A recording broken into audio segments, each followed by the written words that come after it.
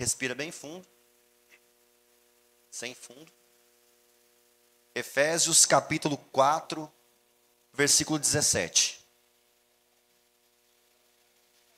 Efésios capítulo 4, versículo 17. Vamos, irmãos.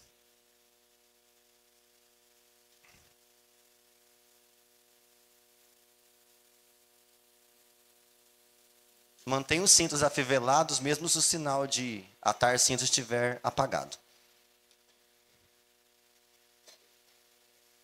4:17 de Efésios.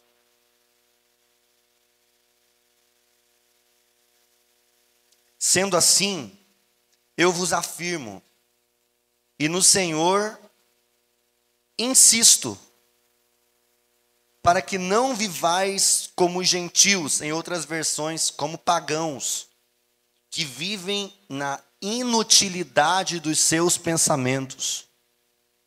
Eles estão com entendimento mergulhado nas trevas e separados da vida de Deus por causa da ignorância em que vivem, devido ao embrutecimento do seu coração. Havendo perdido toda a sensibilidade, eles se entregaram ao estilo de vida depravado, cometendo com avidez toda espécie de impureza. Entretanto, não foi isso que vocês aprenderam de Cristo. Se é que de fato ouviste e nele fostes discipulados, conforme a verdade que está em Jesus.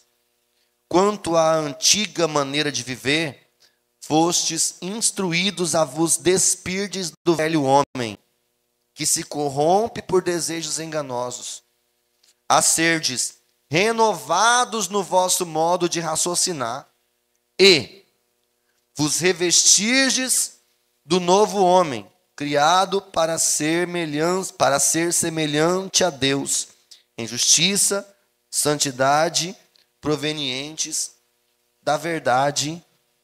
Amém. Irmãos, eu quero conversar hoje um pouquinho com vocês sobre o perigo dos pensamentos inúteis e do embrutecimento do coração. Tem duas frases que eu ouvi e que eu achei muito interessante. A primeira, anotei para não esquecer aqui. Sua vida caminha em direção ao seu pensamento mais forte. Então, aquilo que é o seu pensamento mais firme, que você gasta tempo pensando, é para essa direção que a sua vida está sendo conduzida. Aí, outra frase. Naquilo que você passa a maior parte do seu tempo pensando, isso é o seu Deus. Então, quando alguém perguntar para você bem assim, quem é o seu Deus? Analisa naquilo que você passa a maior parte do seu tempo pensando. Aí você sabe quem é seu Deus.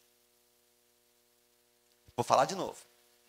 Quando alguém te perguntar quem é o seu Deus, em vez de dizer que o seu Deus é Jeová, você para e reflita sobre o que você passa a maior parte do seu tempo pensando.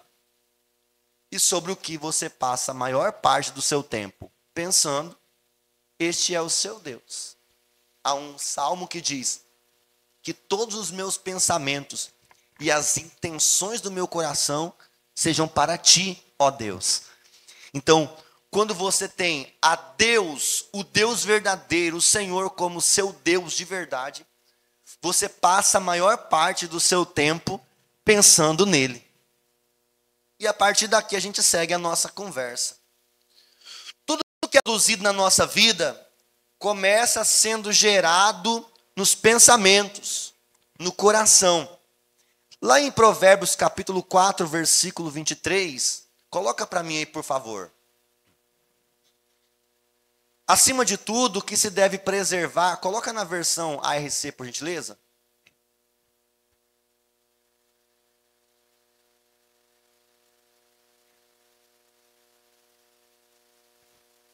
Sobre tudo que se deve guardar, guarda o teu, no 3, guarda o teu porque dele procedem as saídas para a vida. Porque tudo que você for viver na sua vida, começa sendo gerado no seu coração. E quando fala de coração, não está falando do órgão que bombeia sangue, que bate muitas vezes por minuto, que dá taquicardia de vez em quando, ou que diminui os batimentos quando você está em repouso. Não. Quando fala aqui em corações, está falando da mente, está falando dos pensamentos, está falando do seu intelecto, do lugar onde está concentrado o centro das suas decisões. Aí o proverbista chega e fala bem assim: guarda. Irmãos, o que a gente tem o costume de guardar? A gente tem o costume de guardar alguma coisa que é muito preciosa, valiosa para nós. Você pega uma joia muito cara que você tem e deixa lá em cima da estante da sala da sua casa. Aquilo que é importante para nós, a gente guarda. Guardar é proteger. Guardar é criar cerca.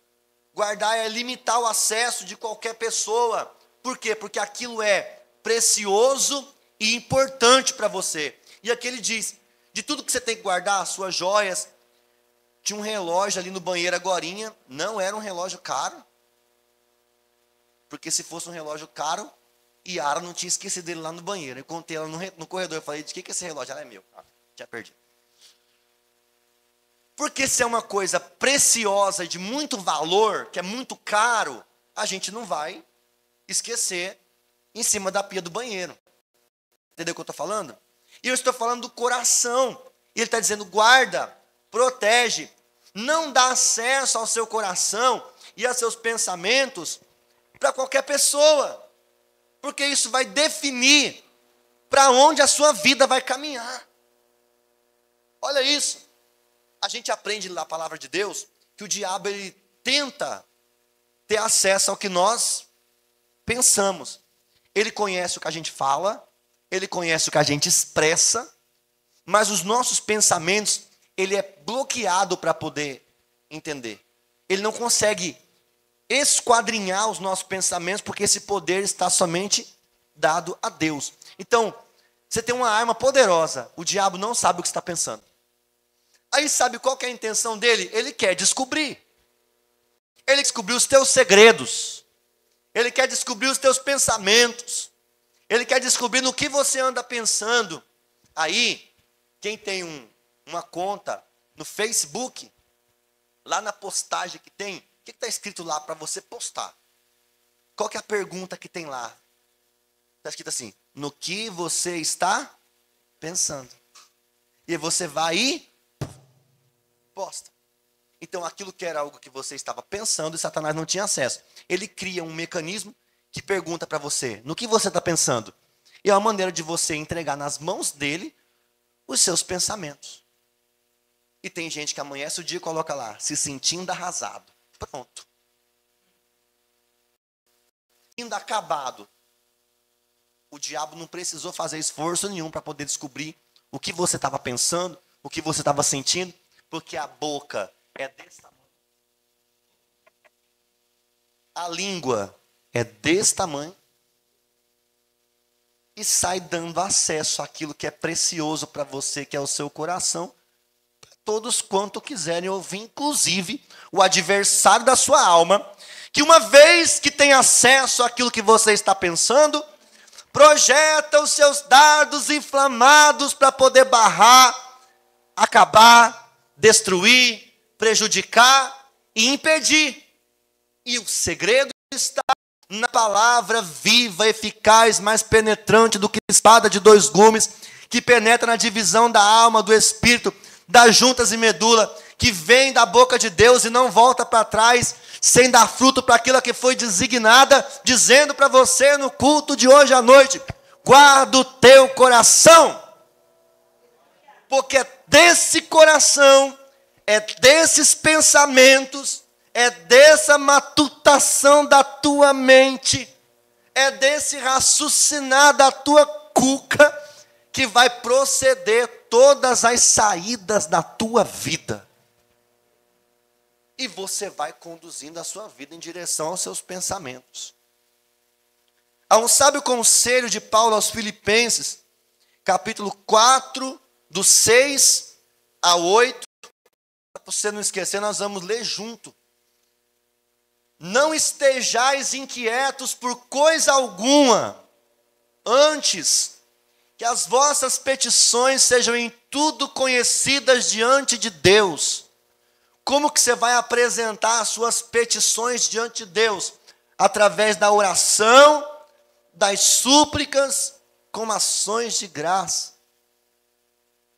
Então, você dá acesso a Deus, embora Ele já tenha, mas Ele quer ouvir da tua boca o que se está passando dentro do teu coração.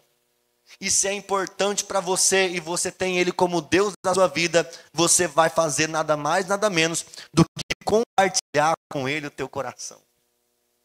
E dizer: Senhor, está doendo aqui. Senhor, está machucando aqui. Senhor, feriu aqui.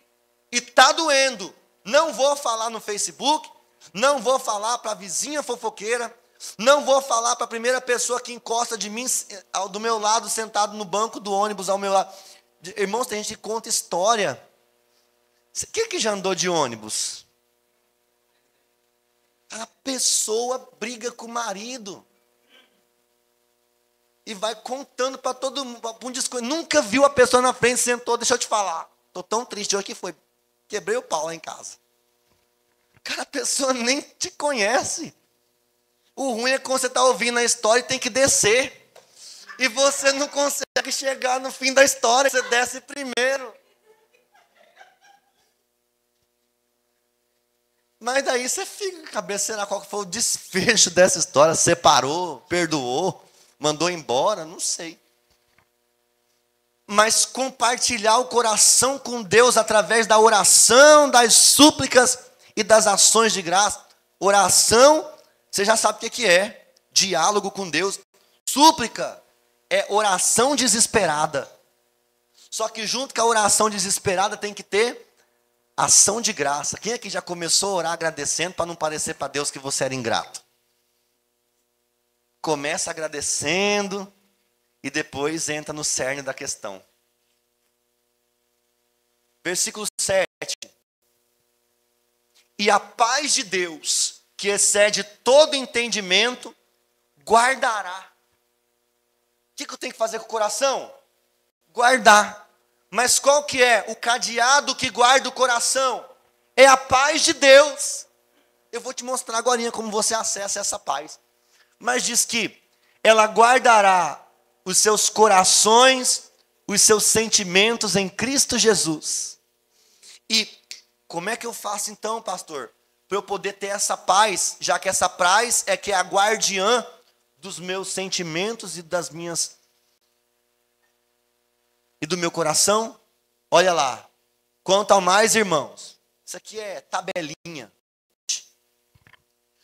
Tudo que é verdadeiro, tudo que é honesto, tudo que é justo, tudo que é puro, tudo que é amável, tudo que é de boa fama, se há virtude, se há louvor, nisso pensai. Sabe qual que é o segredo para você ser invadido pela paz que excede todo o entendimento? Nutrir a sua mente, a sua vida de pensamentos bons. Tudo que está escrito aqui é o combustível que vai nutrir os seus pensamentos.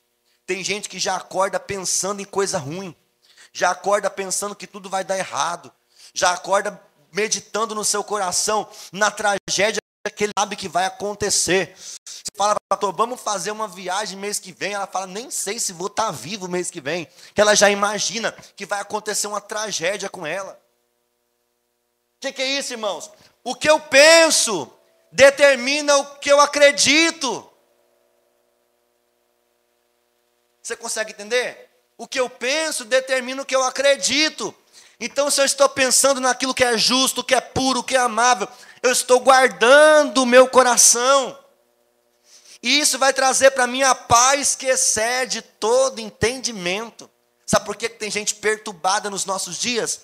Porque está com a mente literalmente poluída, se alimentando de tudo que não presta. Sabe? Um dia, um homem chamado Jacó, ele estava na casa do seu tio Labão, e aí as ovelhas se multiplicando de um lado, do outro, e trabalhava lá, e o tio falou para ele: olha, você trabalha para mim no meu rebanho, os rebanhos estão multiplicando, está indo muito bem, obrigado. Vou fazer o seguinte, eu vou dar um preço, eu vou te pagar. O patrão, dizendo para o empregado, me diga qual salário que você quer ganhar.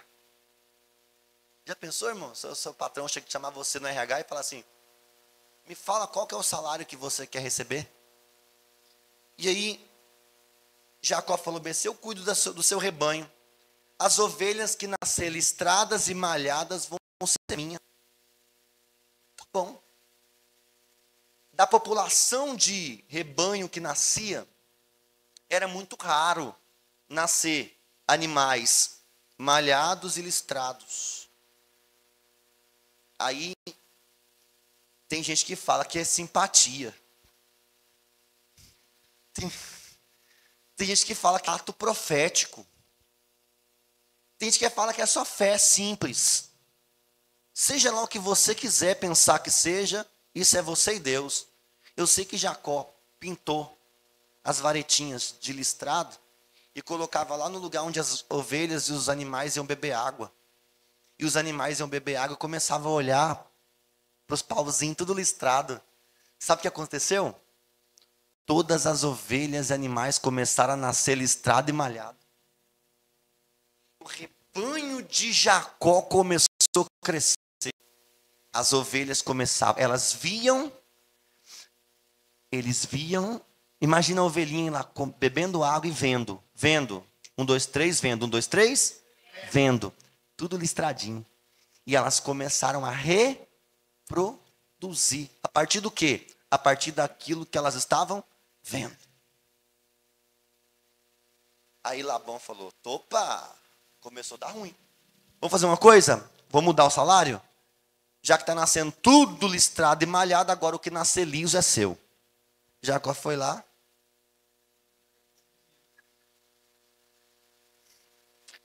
Tirou a varetinha pintada. O que aconteceu, irmãos? Nasceu tudo liso. Por quê? Porque a gente tem um potencial de reproduzir aquilo que a gente vê. Então o que eu vejo determina o que eu penso, e o que eu penso determina o que eu acredito, e o que eu acredito determina o caminho para onde a minha vida está indo. Aí você começa a colocar pornografia diante dos seus olhos. Você começa a acessar o celular, o computador. Você começa a colocar músicas profanas nos seus ouvidos. Sabe o que acontece aí? Você começa a assistir filme de terror dentro da sua casa. Depois, fica com a casa toda perturbada, ninguém consegue dormir lá dentro e chama o pastor para ir lá ungir sua casa. Por quê? Você colocou coisas más diante dos seus olhos. E o que você viu determinou o que você pensou. Aquilo se tornou uma ficção na sua cabeça. Depois aquilo começou a descer para o seu coração, porque não foi guardado, não foi protegido. E você começou a acreditar. E essa crença limitante começou a transbordar para a sua vida diária. Daqui a pouco todo mundo estava perturbado dentro da sua casa. Daqui a pouco você está no vício da pornografia. Daqui a pouco você está no adultério. Daqui a pouco você está no engano. Daqui a pouco você está mentindo. Por quê? Porque você só colocou aquilo que era mal diante dos seus olhos. E você começou a reproduzir isso.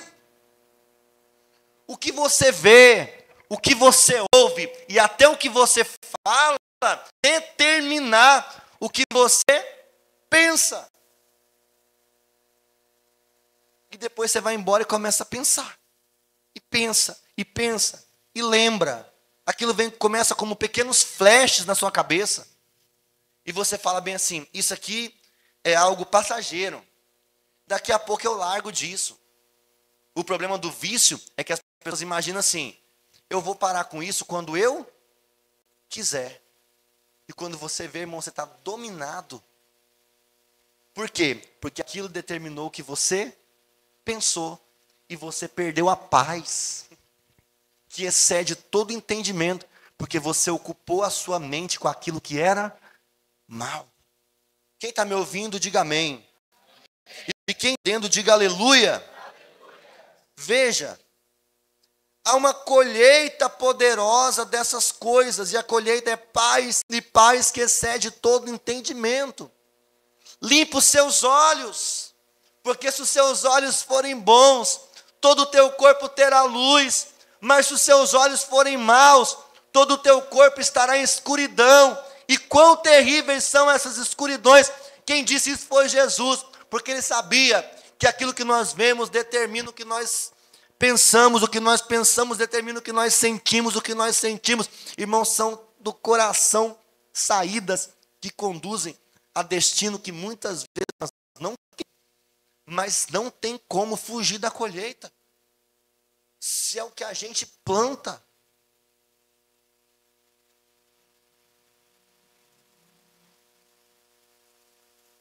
Quem é o seu Deus? Às vezes, a gente pega alguma coisa que não é Deus, e tudo aquilo que não é Deus, e que a gente coloca no lugar de Deus, se torna o quê, irmãos? Quem lembra? Um ídolo. Então a gente pega alguma coisa que não é Deus, e coloca no lugar de Deus. Ou seja, a gente passa a maior parte do tempo pensando naquilo, ao invés de pensar em Deus. E aí você fica lá, estou indo para o culto. Aí você pensa que o culto dele é na igreja. Não, o culto dele não é na igreja. O culto dele é em volta do altar que ele construiu na sua própria vida. Ele fica ali o dia inteiro pensando naquilo. Às vezes é uma palavra que foi lançada contra você e que de repente te feriu de alguma forma, e você fica o dia inteiro pensando naquilo. Você vai comer um prato de comida, você lembra da pessoa. Você vê até a cara dela na sua frente, torcendo o pescoço para você. Está comendo e sai um cabelo assim, ó.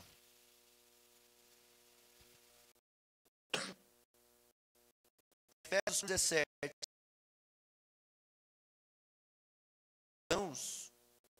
Não têm conhecimento de Deus. Não são dignos de ser imitados. Está uma conduta que não dá para imitar. Essa que nós vamos ver aqui agora.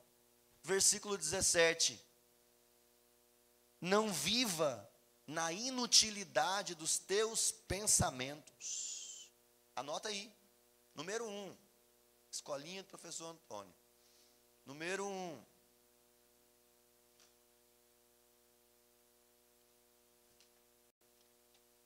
Não viva na inutilidade dos teus pensamentos. Quando eu estou com inutilidade no pensamento, a minha esposa, a pastora Luciana, aquela que está sentada bem ali, ela fala para mim assim: apruma a cabeça, homem. Eu digo, opa, apruma a mente. O que é, Henrique? Pensamento inútil. É um pensamento que você gasta a tua energia com ele, mas ele não te traz proveito nenhum. Por exemplo, Jesus disse: não ocupe os seus pensamentos com as coisas de amanhã, porque basta a cada dia o teu mal. Deixa eu te perguntar, o que vai mudar no seu amanhã, se você ficar hoje angustiado, preocupado, aborrecido, pensando: o que eu vou comer amanhã? O que eu vou vestir amanhã? Como que eu vou abastecer meu carro amanhã? Como que eu vou comprar o leite do menino amanhã? Como que eu vou pagar a conta de energia amanhã? Como que eu vou pagar aluguel amanhã? Jesus disse que isso é uma coisa inútil. E quem ocupa a sua cabeça com isso são os ímpios. Ele diz no capítulo 6 de Mateus, tema da nossa próxima aula, quarta-feira. Os ímpios ficam preocupados com essas coisas, eles se ocupam com isso, perdem a paz. Por quê? Porque eles não têm esperança em Deus. Jesus disse, ao invés de você ficar preocupado com o dia de amanhã, lembra, meu irmão, que os passarinhos que não precisam semear, que não planta, que não colhe, que não ajunta em celeiros, nenhum deles morre de fome, porque Deus sustenta o passarinho. E se Ele sustenta os passarinhos que não plantou, não colheu, nem ajuntou, Ele não vai sustentar também você amanhã? Acaso vocês não valem mais do que os pássaros? Jesus que diz. Você está preocupado com a prestação da Renner? Irmã, ele diz: nem Salomão em toda a sua glória se vestiu como o lírio no campo, e o lírio no campo nunca foi numa costureira. E se Deus veste os lírios do campo, Ele não vai vestir você? Então você gastar a tua mente, seus pensamentos em coisas do amanhã, sabe o que está fazendo? Está tornando o seu pensamento inútil, a sua mente infrutífera. Isso vira um vício. Está cheio de crente viciado em inutilidade de pensamento, que está preocupado e trazendo, irmão, sofrimento que você nem sabe que vai ter, para hoje, e você não vive nem o hoje, e nem o amanhã. Então, primeiro conselho de Deus para você: não viva na inutilidade dos pensamentos. Quando vier um pensamento na sua cabeça, começa a dominar sobre ele, e você pensa: isso é produtivo? Isso que eu estou pensando é certo? Isso que eu estou pensando vai trazer uma colheita para mim? Isso aqui é proveitoso? Nós acabamos de ler. É justo, é puro? Não é? Descarta. E como que você se livra do mau pensamento? Vou te dar uma receitinha. Para você se livrar do mau pensamento, você tem que ocupar sua mente com um bom pensamento. Aí você substitui um pelo outro. No lugar de estar pensando o que é mal, o que vem amanhã, começa a trazer na sua mente aquilo que te traz. Está lá, a Bíblia nos dando receita. Ocupe a sua mente, trazendo à memória aquilo que te traz esperança. Quando você pensar bem assim: meu Deus, como que eu vou pagar a conta de energia que vai vencer semana que vem o cartão de crédito? Aí você pensa: o que isso vai mudar se eu ocupar minha mente, me perturbar com isso? Aí você lembra de outra coisa. Você lembra: no passado Deus proveu.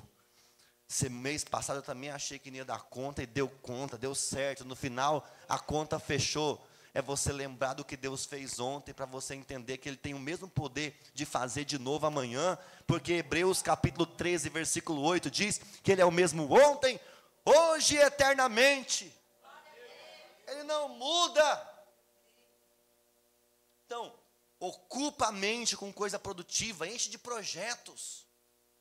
Planeja uma viagem de férias, planeja um puxadinho lá na sua casa, planeja uma piscina no seu quintal, planeja, irmão, aumentar o muro, botar uma câmera, planeja fazer uma conta, trocar de carro. Faça isso com responsabilidade, para depois não vir pedir oração.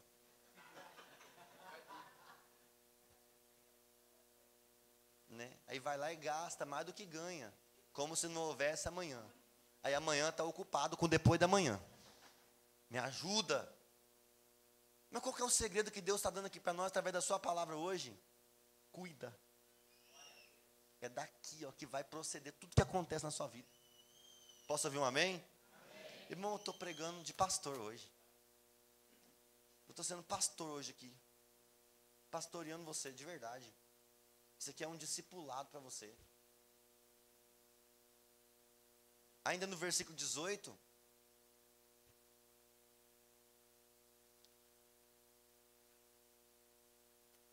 Eles estão com o entendimento mergulhado nas trevas. Já pensou, irmãos, alguém está com a mente em escuridão? Se já alguma vez você esteve numa situação escura, que você ficou sem saber o que fazer? Ontem lá na praça, os irmãos deram a palavra, muitos falaram, Deus falou muito sobre isso, que quando você está no escuro, até fizeram uma dinâmica. Eu não participei na hora da dinâmica, eu tive que acudir o Enzo. Mas com a venda nos olhos, em escuridão. Quem anda em escuridão, anda tropeçando. Sabe por que tem muita gente que tropeça toda vez? Está sempre tropeçando, porque está andando em trevas. E isso não é uma maneira de viver que seja digna de imitação. Uma pessoa que está mergulhado no seu entendimento em trevas, ele não tem revelação e não desfruta de quem é Deus. Nem os milagres de Deus ele consegue viver. Por quê? Porque as trevas que ele está envolvido é tão grande que ele não consegue enxergar a luz no fim do túnel. Então, 2, eu não posso ter o entendimento mergulhado em trevas. Anota. 3, ainda no versículo 18, separados da vida de Deus, por causa da ignorância que vivem, devido ao embrutecimento do coração. Ou seja, quem está separado de Deus, não tem vida em si mesmo. Quem está separado de Deus, não é um galho que está ligado no tronco que é Cristo. Porque se você é um galho e você está ligado no tronco que é Cristo, do tronco você recebe saúde, você recebe seiva, você recebe alimento e você consegue viver e frutificar. Mas se um galho não está ligado no tronco, ele seca e morre. Tem gente, irmão, que está secando espiritualmente, incapaz de frutificar no reino de Deus. Por quê? Porque está separado da vida de Deus por causa da ignorância. Fala para alguém com muito carinho e respeito, sorri para não ficar tão mal, diga, não seja ignorante. Se você viver ignorante, irmão, você vai viver separado de Deus. Embrutecimento do coração. Você já conviveu com alguém que é bruto? Não aponta dedo. Aí, ó, já começa a criar confusão dentro da igreja. Quieta. Você já viu alguém bruto? Sabe o que acontece com gente bruta? Termina sozinho. Que ninguém quer conviver com gente bruta. Cada vez que chegar perto, você leva um coice. Daqui a pouco você não quer mais. Então tem gente, irmão, que está separado de Deus por causa do embrutecimento do coração. Ficou bruto, ficou ríspido, ficou duro, criou uma casca. Aí se torna isolado, não tem amigos, irmão, coisa triste você não ter amigos. E tem gente que não tem amigo, fala assim, eu sou assim mesmo, ainda gaba, eu sou de poucos amigos. Também com essa brutalidade toda, estranho seria se tivesse um monte de gente beirando você. Aí ninguém quer conversar com você, ninguém quer ir na sua casa, ninguém quer bater um papo legal com você, as pessoas saem cortando volta de você. Você fala, por quê? Porque você é bruto. Você é ignorante. Se você vive até separado de Deus, imagina dos irmãos, das pessoas. Ó, eu não quero ser assim na minha vida. Essa ignorância, irmão, não é ignorância de ser bruto, o embrutecimento do coração é de ser bruto, mas essa ignorância é a mente cauterizada. Ignorância é o desconhecimento. Eu anotei aqui para não esquecer. Ignorância. Ignorância. Não tem vida em si mesmo, não recebe a seiva para se manter vivo. Por quê? Porque está bloqueado para o conhecimento de Deus. Então, ignorância é o não saber. Fala assim, ignorância é o não saber. Quando você conhece, você tem conhecimento, mas quando você desconhece, você se torna ignorante. Eu sou ignorante em futebol. O único dia que eu chutei a bola, eu errei, chutei o chão, arranquei a cabeça do dedo e o irmão desviou por causa disso. Vocês lembram? Deu um rolo tão grande que eu falei, melhor não mexer com isso. Eu arranquei a cabeça do... Vou contar, você não conhece a história. Chutei, arrancou a cabeça do dedo, eu fui pregar com o pé enrolado, assim, com... Como que é o nome daquilo? Curativo.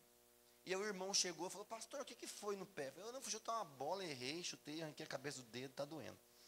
Ele falou, tá bom, foi embora. No outro dia, lá em Jaciara, no outro dia ele foi lá na casa do meu pai, que é o pastor da igreja, falou bem assim, pastor, estou me desligando da igreja a partir de hoje.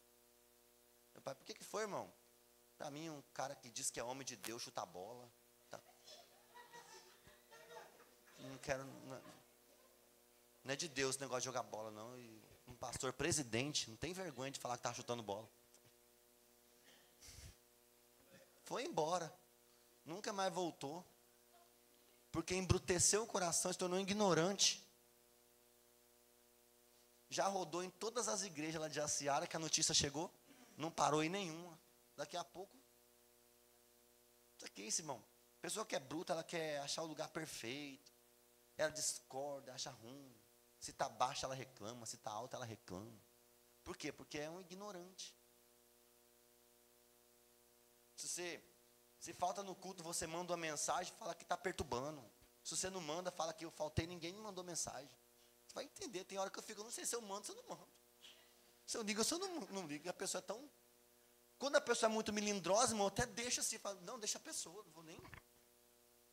Que é tão melindrosa, para dar uma respostada no meio da sua cara, e você ainda ficar com a cara redonda, não demora. Por quê? Diga comigo assim, eu não posso embrutecer meu coração e ser ignorante. Isso é ser separado da vida de Deus.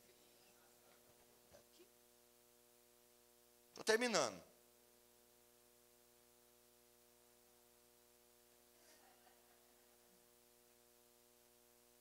Não se faz mais. Irmãos, eu estou tão de boa hoje. Estou tão de boa hoje. Choveu. Eu estou pregando, eu não tossi nenhuma vez ainda, que depois que eu estou tossindo. Hã? Não vou tossir.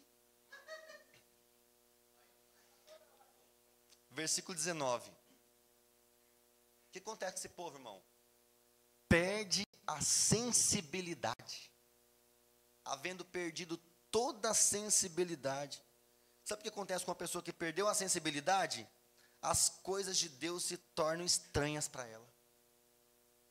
Você que é uma pessoa sem sensibilidade, no meio do mover do Espírito Santo, igual você teve hoje aqui, o mover de Deus, um está chorando para lá, o outro está dando glória para lá, o outro está falando em línguas ali, o outro está sendo batizado aqui, o outro está renovado lá atrás, e a pessoa que perdeu a sensibilidade está assim, ó.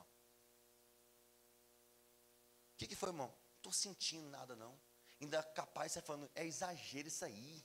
Para que gritar desse jeito? Para que pular desse jeito? Irmão, quem é sensível ao Espírito Santo, ele não consegue ficar calado no lugar onde a presença de Deus está. Nem que ela seja tímida, ela consegue pelo menos falar bem assim, glória a Deus, que benção, Deus está movendo aqui. Talvez não vai cair no chão babando, talvez não vai sair voando, mas está alegre de ver que Deus está na casa.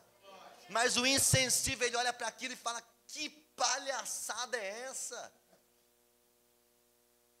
O irmão roda, ele fala, você está parecendo o peão da casa própria, para que roda? Vai ficar tonto, e você grita, fala, Deus não é surdo. Se você fala baixo, fala, isso aqui está parecendo presbiteriana. Para o insensível, irmão, nada se encaixa para ele. Nada se encaixa para ele. Que se o pregador é avivado e prega pulando, ele fala bem assim, isso aí é emocionado. Unção não é emoção. Se o pregador prega quietinho aqui, só na letra, só na teologia, só na doutrina, ele fala bem assim, pelo amor de Deus, a frieza chegou e parou. Porque o insensível, ele não se encaixa. Por quê? Porque ele perdeu a sensibilidade. E sabe qual que é o destino dessa pessoa? Está lá. Anota aí, quarto, perdeu a sensibilidade. Quinto, se entregam ao estilo de vida depravado. Ou seja, se inclina totalmente aos desejos da carne. Não é? Dali a pouco, quando você perde a sensibilidade espiritual, você se declina aos desejos da carne. Vou passar no quadro. Quarto, perdem a sensibilidade. Quinto, se entregam a um estilo de vida depravado e se inclinam totalmente aos desejos da carne. Dali a pouco, irmão, pecar ou não pecar não faz mais diferença. Dali a pouco a pessoa comete um erro, nem sente mais tristeza por causa do pecado, acha que é tudo normal, tudo pode, está tudo liberado. Olha o perigo de você se tornar insensível. Tem um motivo de oração para você hoje. Fala, Senhor, me dá quebrantamento, me dá sensibilidade, Se tranca no quarto, fecha a porta, assim, enquanto... É ruim de chorar, irmão? Fala assim, enquanto eu não chorar... Vou contar uma coisa para vocês aqui, vocês não rir de mim.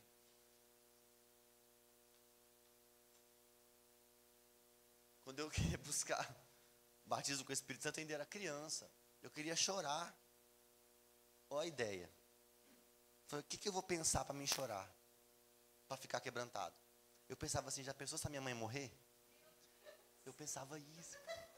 Eu nunca falei isso para ninguém. É a primeira vez na minha história de vida que eu estou contando isso.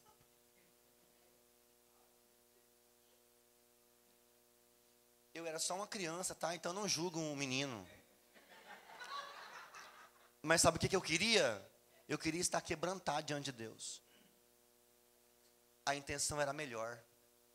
Eu queria que pelo menos uma lágrima. E tem gente que, irmãos, Deus está falando com ela, ela não consegue derramar uma lágrima. E a pessoa não está nem aí, fala assim, irmão, se preocupa quando você perder a sensibilidade. Quando cutucar e não doer mais. Passa e não chora, não sai o choro. Pastor, você está falando que eu tenho que viver turbado? Não é viver turbado, irmão. É você ser quebrantado com as coisas de Deus. Se tranca no quarto e fica pensando lá, se a minha mãe morrer. Até você chorar. Tirar essa lágrima. Porque a lágrima limpa. Não, pera lá. Eu estou falando de quebrantamento. Eu estou falando de coração quebrantado. Eu estou falando de sensibilidade. Eu estou falando de sensibilidade. Eu estou falando de gente, irmão, que não chora por causa da presença de Deus. E daqui a pouco não chora também quando pecar. Você entendeu? Então, assiste um filme triste, Titanic. Jack, Rose. Tem gente que nem assim. Irmãos, vocês estão rindo. Irmão, eu estou falando de coisa séria. Eu estou falando que é um perigo você começar a ficar tão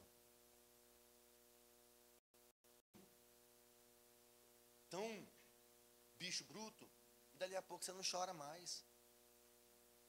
A sociedade fez isso com as pessoas.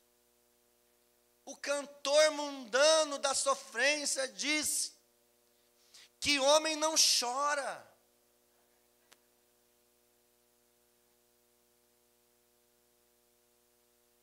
E nessa onda a gente fala assim, engole o choro. Eu estou aqui para dizer para você, não engole não. Chora. Porque se tem uma lágrima no seu coração, no seu olho ainda, é porque ainda existe sensibilidade no seu coração. Você não está perdido de vez. Oh Espírito Santo, nos dá um coração quebrantado e contrito, porque a tua palavra diz que a um coração quebrantado e contrito o Senhor não desprezará. Por fim, versículo 22. 3 desafios, vou contar até 3, você diga 3 desafios. 1, 2, 3. Primeiro, quanto à antiga maneira de viver, vocês foram instruídos a vos despirdes do velho homem que se corrompe pelos desejos enganosos. A instrução é, vos despirdes. Vem cá, cadê seu terno, Wesley? Pega correndo o terno dele aí, traz aqui que eu preciso falar. Vai, Wesley. Terminar o culto atrasado, a culpa é sua.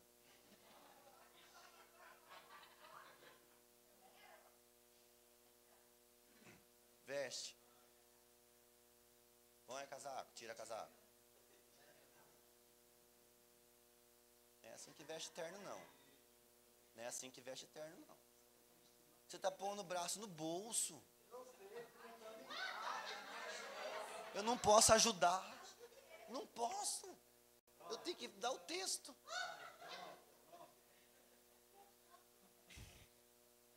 O texto diz, digamos que esse paletó aqui é o velho Wesley, o velho homem. O texto não diz que alguém venha te despir do velho homem, não é assim? Então eu venho cá e outra pessoa, tá? Tira, não. Lá está escrito, a vos despirdes, significa que não sou eu que vou tirar o velho homem, e nem Deus que vai tirar. Diz, vos despirdes, significa que você vai tirar o velho homem sozinho.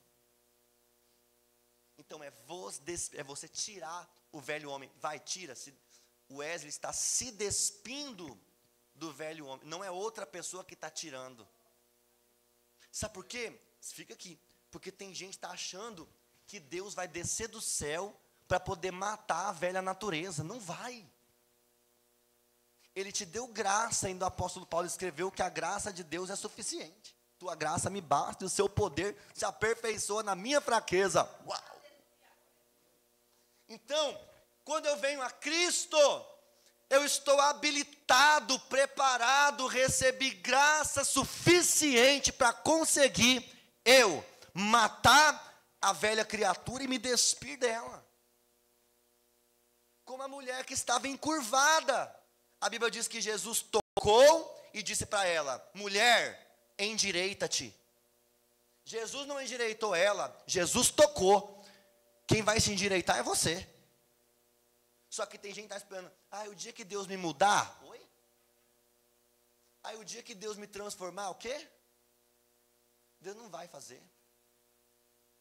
Deus te toca, mas quem se endireita é você. Deus te dá graça, e quem vai se despir do velho homem é você. E na hora que ele conversar com você, você dá um chute no meio da cara dele e fala, morto não fala. Deita aí de novo.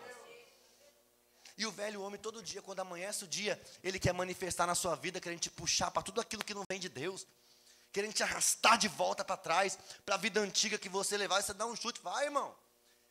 Levanta dizendo, tudo posso naquele que me fortalece, tua graça me basta e o teu poder me aperfeiçoa na minha fraqueza. Pega o velho homem, tira, joga fora. Só que não para por aí. Número 1, vos despir do velho homem.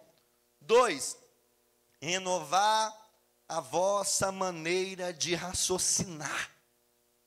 Se você não renovar a sua mente, se você não proteger teu coração, não, nada feito. Você não vai conseguir nem se despir do velho, nem se vestir do novo, porque a sua mente ainda não está renovada. Mas aqui, no versículo seguinte, número 3, e a última coisa que eu vou falar, prometo, só que não. 24, é 9 horas?